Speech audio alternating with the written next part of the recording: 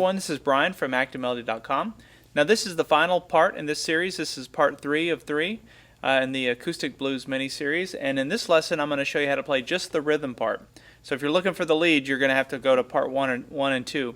As always, you can go to www.activemelody.com to see all the parts and to also download the assets for these lessons. You can download the tablature and jam track for this lesson so you can practice along. So let's take a look at part 3.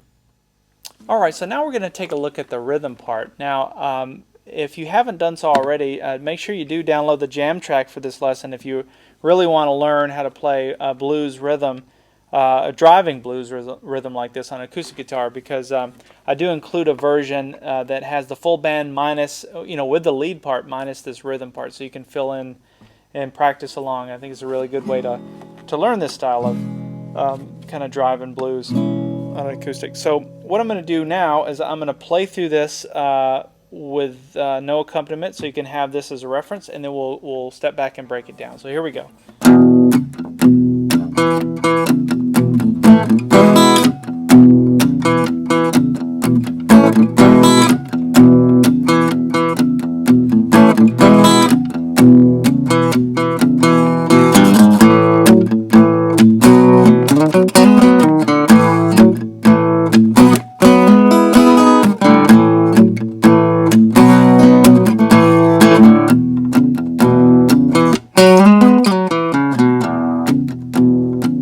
Then it just repeats, so forth and so on. So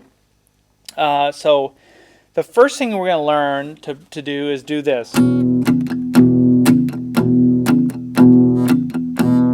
And what I'm doing, let me show you the right hand first. The right hand is just doing downstrokes in that, so it's just down, down, down, down, down, down, down. And I'm playing the string 6, 5, and 4. And I'm using obviously using a pick, but I'm using a palm muting. It's a technique. When you hear that kind of sound, that's called palm muting, and you're using this part of your palm to kind of mute or dampen the strings. And so the way I like to do it is I like to get as close to the bridge as possible and just sort of rest my hand there. And again, it's sort of this part of the hand that's doing it. And you're not pushing too hard. If you push too hard, you'll kill the sound altogether. You're just kind of letting your finger or your hand kind of hang out there to give it a kind of a chunky sound. And if you're playing on a guitar with electric guitar with a lot of overdrive, that can sound pretty cool. But that's how you get that effect. And you can see if I wasn't using that, it'd sound like this. It'd just be too jangly and gets way too muddy. And this just kind of, fattens up the tone, and it, just dampens it a little bit. So that's what you're doing with the right hand.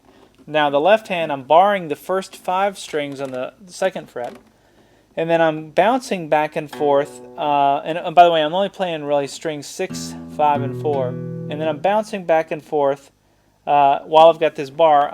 I use my pinky for this. You can use your ring finger, but I go to the 4th fret, 5th string,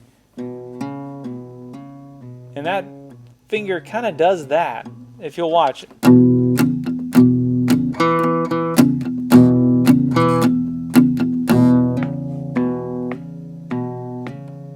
Just on the beat. And so that's what that finger's doing. So again, the first thing we're going to learn, now that you know what the left hand is doing and you have the technique, at least you understand what I'm doing with the right hand, first thing you want to learn is this. Remember what I told you, it's just down, down, down, down, down, down, just all down.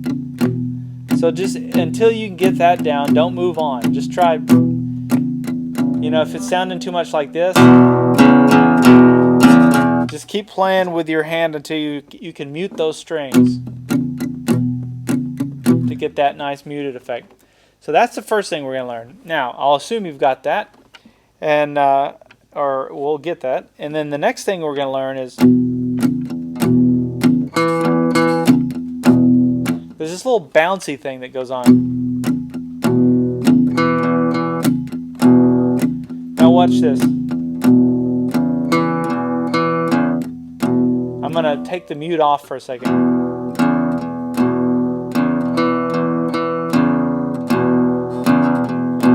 slower. So what I'm doing is I'm going to jump up here to, while this is down, I'm going to jump up here to the 4th string. This is what it sounds like in real slow motion. It's 4,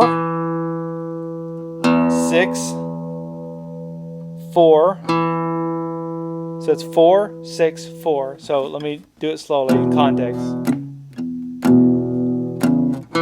4, 6, 4. Then back. And we'll repeat it.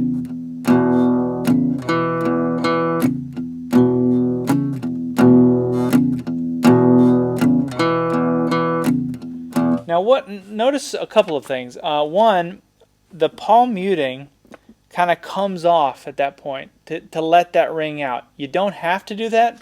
In fact, I didn't even notice I was doing that until I'm breaking this down. But what that does is it defines that little bouncy thing. So it almost makes it sound like there's another guitar player or another instrument doing that.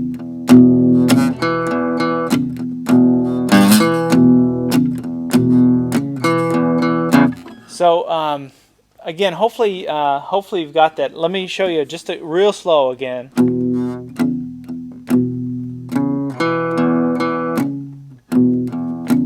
Got it?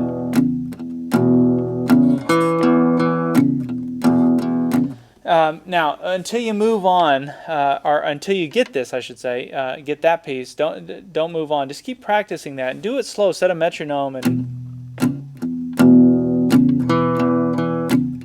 I mean, you can get a good groove going even at that tempo. You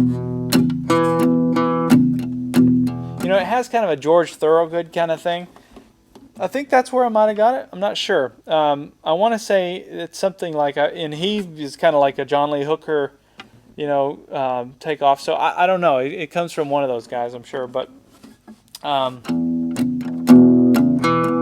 yeah, I think that does sound kind of Thorogood now that and so you can imagine what this would sound like with a guitar with some overdrive. It would have a much more of a, you know, a Thorogood type sound. So after that, then I go. I come up and I define this A chord, and what I'm doing is I'm playing it with my middle finger, 2nd fret, and I'm playing. Really, it's kind of like the. It's somewhere between strings 5, 4, 3, and 2. I don't always hit all 4 of them, but those are the strings that you can play. Usually when I do that, I kind of get strings 4, 3, and 2. But what I'm playing is I'm going. So I'm going. And after that, I let go, play open, hammer on to the 1st fret. And what you're doing is you're basically, when you're hammering onto the 1st fret, you're back to that E chord. And there's a song called "Love Letter" from Bonnie Raitt that I think that comes from. I think that's where I got that from.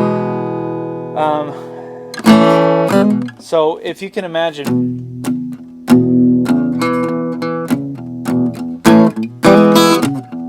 Oh yeah. There's that other part. So after, sorry. Okay. So after you do the A, and you hammer on to that 1st fret, 3rd string, then I come up. As soon as I hammer onto that with an upstroke with the right hand, I play really those first 2 strings, but it's okay to grab the first 3 strings because you've already got this fretted, and all that is an E chord. Top 3 strings of an E chord.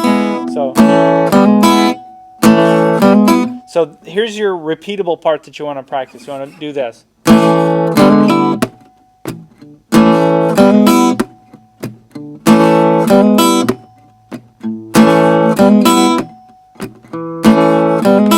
And notice the way I'm making the E. I'm not doing a full E. Although if you've got time to make one, awesome. All I'm doing is I'm just playing the first 3 strings of an E chord. So really I'm just those 3 strings.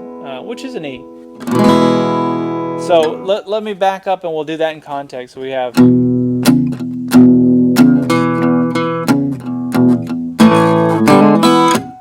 Now here's your challenge. After you play that, you got to come back just to where you were, as if you never left off. So let me do that slowly.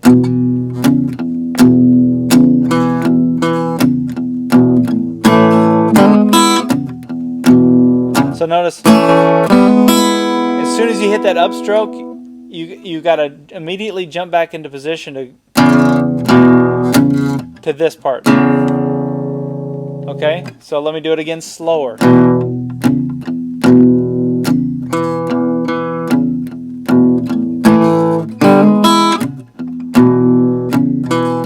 there you go.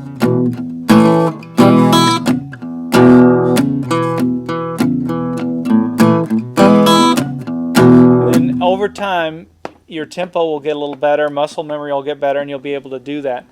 But that's that's that kind of breakdown, and that's the kind of rhythm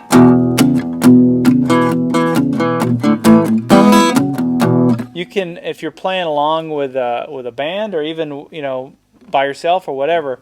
It just sounds a lot more interesting than doing either jangly chords or the old typical the standard 12 bar thing that most people do. So anytime you can work in a you'll catch someone's ear, and that makes your playing a lot more entertaining, I think. It breaks it up a little. So after that,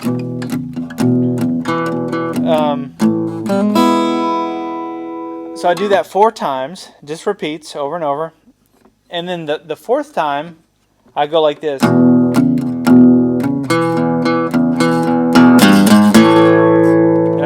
That puts me right into position for the A part of the song. Now, to do that walk up, it's just that same shape where I'm, barring the first 5 strings on the 2nd fret with my pointer finger. But then I let my middle finger come up to the 3rd fret 6th string. Then I let my ring finger come up to the 4th fret 6th string. So you have those 2 notes, and those really represent like a bass walk up. So here it is slowly. And then we go to the A. So just 2 notes, but it really gives it. It tells your ear, okay, I know where we're going, and that's what that's why you do those things.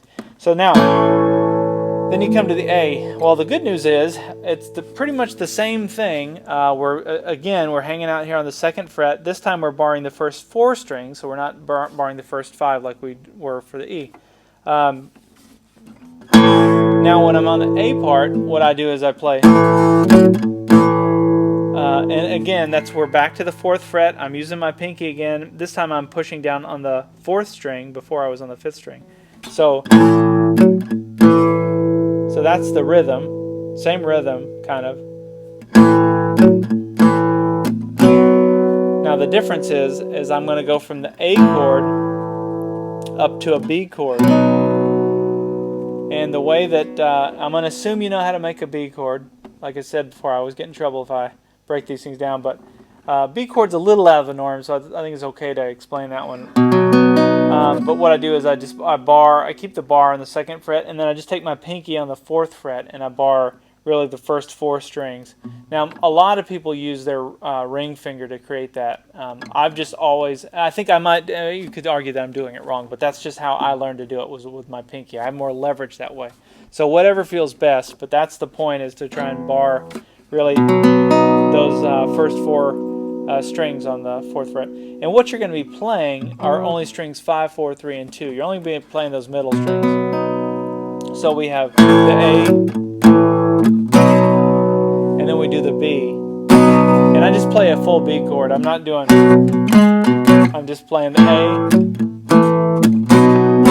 and only hit the B twice. So it's A, B, and then I go do this little Hendrixy type thing. And all I'm doing for that is I'm taking my ring finger and I'm starting on the 4th fret 5th string, and I'm going to slide up to the 6th fret 5th string, and I'm going to go ahead and bar with my pointer finger, I'm going to bar the 4th fret, first 4 strings, and after I slide up, I'm going to play strings 4 and 3 on the 4th fret as part of that bar. So, and then while I've got that bar down, I'm going to go. Sorry, I'm going to go like this, and I'm going to hammer on to the 6th fret 4th string, and it gives it kind of a country. See what I'm doing? Hitting 4 and 3.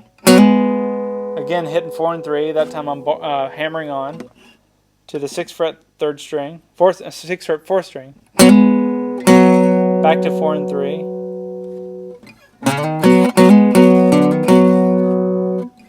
So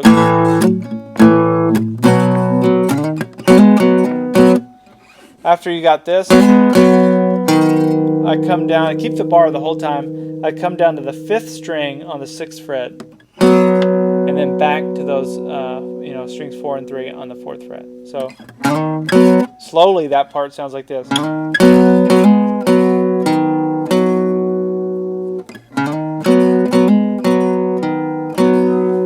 Okay, so here's the A and the B slowly.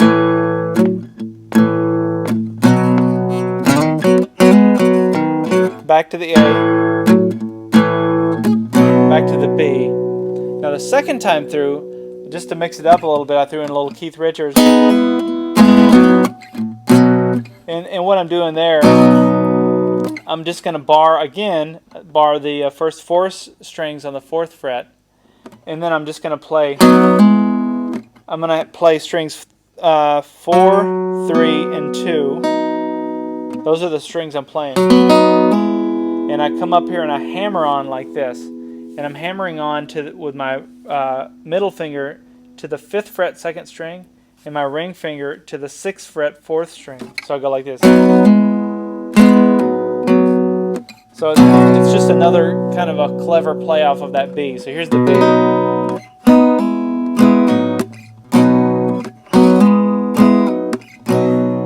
Okay. So we have.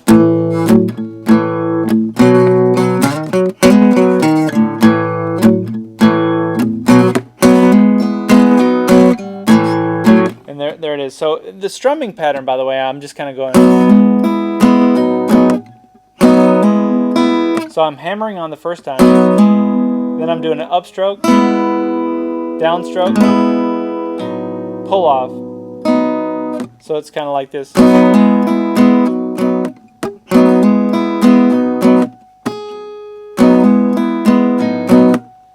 Okay.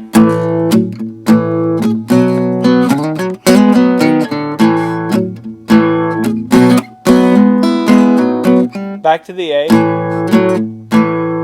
back to the B, A, back to the E. And then to close it for this little turnaround thing, I did this thing that goes, and then you're back into position. And all I did for that was I started on the 4th fret 4th string, I slid up to the 6th fret 4th string with my ring finger, and then I came up to the 4th fret 3rd string with my pointer finger, and then I'm back to the 6th fret 4th string,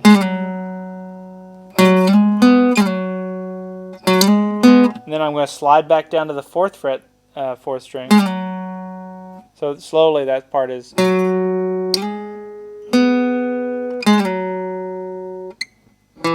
Then we're going to come to the 2nd fret 4th string, 4th fret 5th string, 2nd fret 5th string. So slowly it's.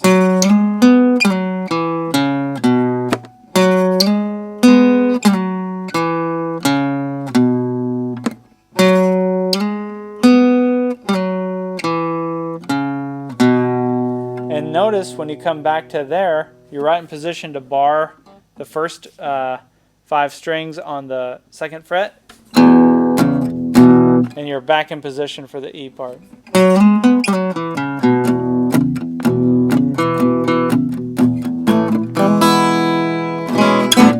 And And that is the rhythm part. I hope you enjoy that, and hopefully I didn't buzz through that too quickly, but there's just a lot of meat that you can take from that, especially these little licks like this. Because if you can think about what's going on there, so I associated this with a B chord, and I also associated this with a B chord. So if you think about it, you think, okay, so if he's doing that with a B, and I know if I move everything up one, that's a C. So if we're playing a song in the key of C, you could use those same licks.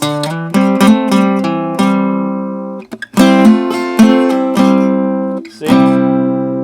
Same thing with a D.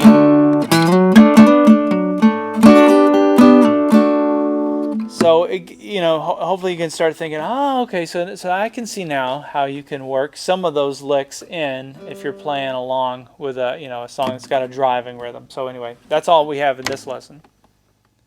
Well, that's it for this video. So make sure you watch all 3 parts if you want to learn the entire piece. As always, you can like me over at facebook.com/activemelody, or you can follow me on Twitter at twitter.com/activemelody. Or you can join our growing community of guitar enthusiasts at www.activemelody.com. We'll see you in the next lesson.